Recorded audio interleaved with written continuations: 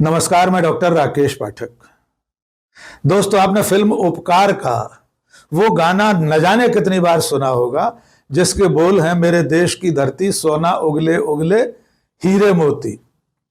लेकिन थोड़ा सा इस गाने के बोल में फेरबदल करना होगा और कहना होगा कि भोपाल की धरती सोना उगले उगले उगले चांदी नगदी। जी हाँ दोस्तों, भोपाल की धरती इस वक्त सोना उगल रही है, चांदी उगल रही है और करोड़ों रुपए की नगदी भी इस वक्त भोपाल की धरती से निकलकर बाहर आ रही है।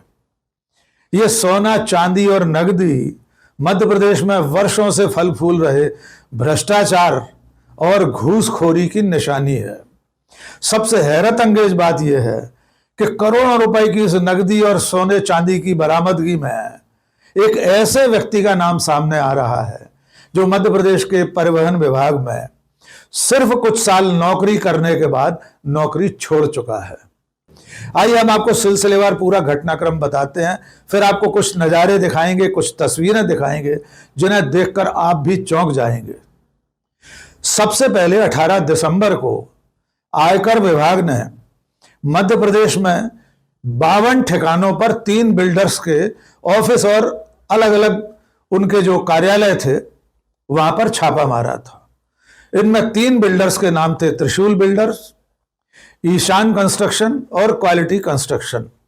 इनके मालिकों राजेश शर्मा, राजकुमार सिकरवार और रामवीर सिकरवार के इन ठिकानों पर जब छापेमारी हुई तो आयकर विभाग को तमाम बेनामी दस्तावेज मिले।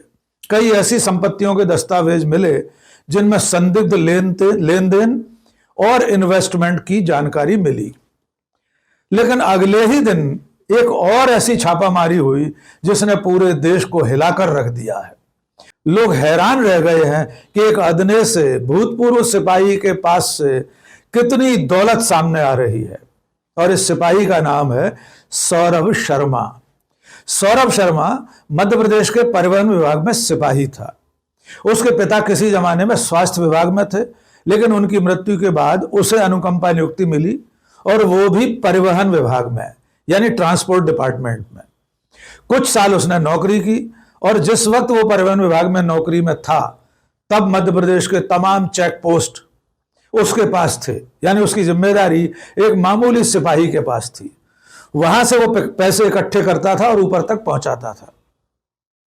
उसके बाद सौरभ शर्मा ने वीआरएस ले लिया, यानी सेवानिवृत्त, ऐच्छिक सेवानिवृत्ति ले ली। उसके बाद सौरभ शर्मा जमीनों के कारोबार में उतर गया। तमाम और उसके प्राइवेट स्कूलों के कारोबार हैं और न जाने कितने धंधों में इस वक्त सौरभ शर्मा का नाम सामने आ रहा है। 19 दिसंबर को लोकायुक्त पुलिस मध्य प्रदेश ने सौरभ शर्मा के E7 में जो बंगला है उसका, वहां पर छापेमारी की। E7 अरेरा कॉलोनी के 77 नंबर बंगले में जब सौरभ शर्मा के घर पर लोकायुक्त ने प्रवेश किया, उस वक्त सौरभ शर्मा मुंबई गया हुआ था। लेकिन लोकायुक्त की पड़ताल में जो कुछ सामने आया वो देखकर खुद लोकायुक्त के अधिकारी हैरान रह गए। सौरभ शर्मा के घर पर 1,72 लाख रुपए नगद और करीब करीब 2.25 क्विंटल चांदी बरामद हुई। इसके अलावा बहुत सारी और ऐसी चीजें मिली। परिवहन विभाग के और कई सरकारी दफ्तरों की फाइलें मिली, दस्तावेज मिले। इसके अलावा सौरभ शर्मा के घर पर 4 गाड़ियां खड़ी हुई थी। इन लग्जरी गाड़ियों में से एक गाड़ी में 80 लाख से ज्यादा नकदी बरामद हुई। लेकिन पिक्चर अभी बाकी है मेरे दोस्त। इसके बाद जो कुछ सामने आया उस पर तो सहसा यकीन होना मुश्किल है। उसी दिन 19 तारीख की रात को किसी अज्ञात व्यक्ति ने आयकर विभाग के अधिकारियों को किसी मुखबिर ने इत्तला दी कि भोपाल के ही पास में मेंडोरी के जंगल में एक फार्म हाउस है, वहां एक कार खड़ी है, उसमें भारी मात्रा में सोना और नकदी मौजूद है। इसके बाद आयकर विभाग और लोकायुक्त की टीम एसएएफ के 100 सिपाहियों को लेकर बताए गए ठिकाने पर पहुंची। मेंडोरी के जंगल में एक फार्म हाउस था जो बाद में मालूम हुआ कि किसी विनय आसवानी के नाम का था। इस फार्म हाउस में एक इनोवा गाड़ी खड़ी थी जिसका नंबर ग्वालियर का निकला, जो उस पर नंबर प्लेट लगी थी। उस गाड़ी का नंबर था MP07BA 0050। जब आयकर की टीम और पुलिस ने इस गाड़ी की कांच तोड़कर इसकी जांच पड़ताल की तो उसके भीतर से 54 किलो सोने की सिल्लियां बरामद हुई। इसके अलावा उसमें जो नोटों का जखीरा पाया गया वो गिनने के बाद 10 करोड़ रुपए पाया गया। आपको स्क्रीन पर हम ये दृश्य दिखा रहे हैं, वो गाड़ी आप देख सकते हैं। उस वक्त आयकर और लोकायुक्त विभाग ने जो नोटों की गड्डियां फैलाकर दिखाई हैं और सोने की ईंटें वो स्क्रीन पर आपको दिखाई दे रही हैं। अब तलाश शुरू हुई कि ये गाड़ी आखिर किसकी है। जब गाड़ी के नंबर से इसकी पड़ताल हुई तो मालूम हुआ कि यह गाड़ी ग्वालियर के चेतन सिंह गौर के नाम से रजिस्टर्ड है। इस गाड़ी पर आरटीओ की तख्ती लगी थी इसके नंबर प्लेट के साथ साथ। इस गाड़ी के डैशबोर्ड पर आरटीओ की वर्दी की कैप रखी हुई थी और बाद में पुलिस ने चेतन सिंह गौर को हिरासत में ले लिया है। लोकायुक्त पुलिस उससे अभी जांच पड़ताल कर रही है। आयकर विभाग और लोकायुक्त पुलिस ने जब पूछताछ की तो मालूम हुआ कि चेतन सिंह गौर ट्रांसपोर्ट के भूतपूर्व सिपाही सौरभ शर्मा का जिगरी दोस्त है। दोनों बचपन के संगी साथी हैं और ग्वालियर से लेकर भोपाल तक हर कारोबार में एक दूसरे के साथ शामिल हैं। तो इस तरह पिछले 2-3 दिनों में चली कार्रवाई में आयकर विभाग और लोकायुक्त पुलिस मध्य प्रदेश ने 54 किलो सोना, 234 किलो चांदी और 10-11 करोड़ से ज्यादा की नकदी बरामद हुई है। इसके अलावा जो दस्तावेज बरामद हुए हैं, जमीन जायदाद के जो दस्तावेज हैं, जो कागज हैं, उनकी अलग से पड़ताल जारी है। कई लॉकर्स का पता चला है।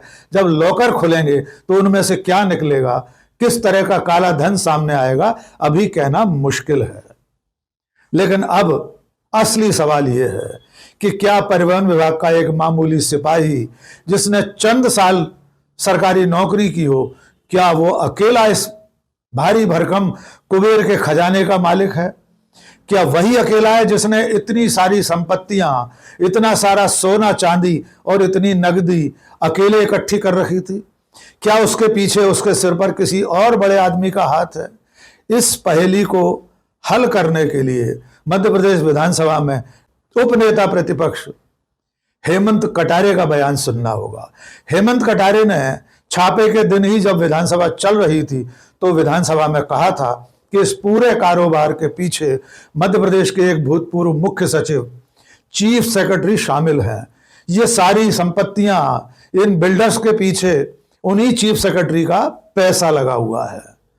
हेमंत कटारे ने क्या कहा, आइए उनकी जुबानी सुन लीजिए। ये जो रेड अरेरा कॉलोनी स्थित निवास पर हुई है, सेवानिवृत्त परिवहन के आरक्षक सौरभ शर्मा और उनके मित्र चेतन का इसमें नाम सामने आ रहा है और उनके द्वारा कई करोड़ों रुपए की संपत्ति अर्जित की गई थी, काला धन अर्जित किया गया था। परंतु ये बहुत छोटी मछली है। इसमें जो असली बड़े मगरमच्छ है वो अभी उनके नाम सामने आना बाकी है। और मुझे ऐसी आशंका है और ऐसी खबर प्राप्त हुई है कि इसमें कई महत्वपूर्ण तथ्य डिलीट किए जा सकते हैं।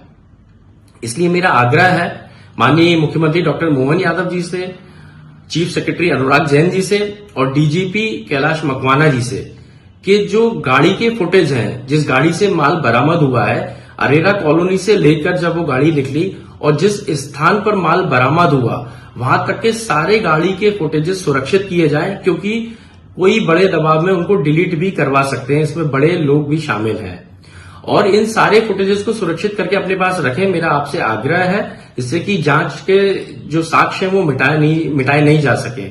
जरूरत पड़ेगी तो मैं इस पूरे प्रकरण को हाईकोर्ट भी लेकर के जाऊंगा और हो सकता है हाईकोर्ट में फिर यह साक्ष्य पुनः मांगे जाए। तो इसलिए भोपाल पुलिस कमिश्नर हूं या ट्रैफिक के जो सीनियर अधिकारी हैं, वो सारे फुटेजेस को अपने पास सुरक्षित करके रखें। ये बहुत बड़ा मामला है, बहुत बड़ा खुलासा है। भोपाल में चल रही इस छापामारी के पीछे एक एंगल और है। जानकार एक कोण और देख रहे हैं, वो है सियासी कोण। मध्य प्रदेश में भारतीय जनता पार्टी की सरकार के भीतर इस वक्त बहुत सिर फुटअव्वल चल रही है।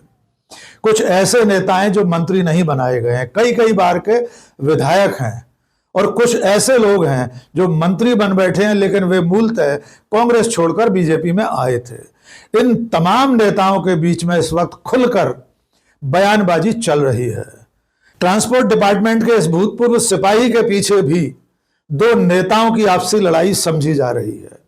ऐसा बताया जाता है कि मध्य प्रदेश के वर्तमान परिवहन मंत्री और इसी विभाग के मंत्री रह चुके एक सज्जन, एक नेता जो कि भारतीय जनता पार्टी के वरिष्ठ विधायक हैं, इस वक्त भी वे विधायक हैं, उन दोनों के बीच की रार तकरार इस रूप में सामने आ रही है।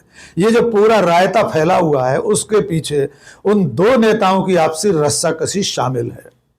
एक बड़ा सवाल यह भी है कि ट्रांसपोर्ट डिपार्टमेंट में सिर्फ कुछ साल नौकरी करके एक सिपाही इतना बड़ा कुबेर बन सकता है? तो बड़े बड़े ओहदों पर बैठे हुए लोग, मध्य प्रदेश के परिवहन विभाग के मुखिया, उस विभाग के मंत्री और मध्य प्रदेश के मुखिया तक, क्या इस भ्रष्टाचार की आंच नहीं पहुंचेगी? क्या यह काला धन, भ्रष्टाचार से कमाया गया यह खजाना सिर्फ एक सिपाही की बपौती है? क्या यह सिर्फ उसकी मिल्कियत है? ये तमाम सवाल हैं जिन्हें जवाबों की दरकार है।